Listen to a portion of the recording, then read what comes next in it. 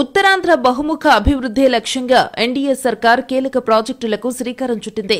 జనవరి 8న రాష్ట్రానికి రానున్న ప్రధాని నరేంద్ర మోడీ 85,000 కోట్ల విలువైన పనులను ప్రారంభించనున్నారు. వీటిలో railway zone, NTPC green hydrogen hub, Mittal steel plant ప్రధానమైనవి. అచ్యుతాపురం పారిశ్రామిక ప్రాంతంలో ఎన్టీపీసీ, ఏపీ జెన్కో భాగస్వామ్యంతో గ్రీన్ హైడ్రోజన్ హబ్ ను ఏర్పాటు చేయనున్నారు. అలాగే నక్కపల్లి సమీపంలో పారిశ్రామిక దిగ్గజ సంస్థ Mittal group integrated steel plant ను నిర్మించనుంది. 2 దశల్లో నిర్మితం కానున్న స్టీల్ ప్లాంట్ రాకతో ఈ ప్రాంతం ముఖచిత్రం మారిపోతుందనే అంచనాలున్నాయి. మరోవైపు దశాబ్దాల నాటి కలగా మిగిలిపోయిన రైల్వే జోన్ ఎట్టకేలకు సాకారమవుతోంది.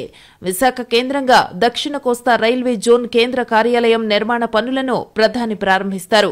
విభజన చట్టంలో విశాఖ కేంద్రంగా రైల్వే జోన్ను కేంద్రం ప్రకటించింది. దాదాపు 5 ఏళ్లు జోనల్ హెడ్ క్వార్టర్స్ నిర్మాణానికి అవసరమైన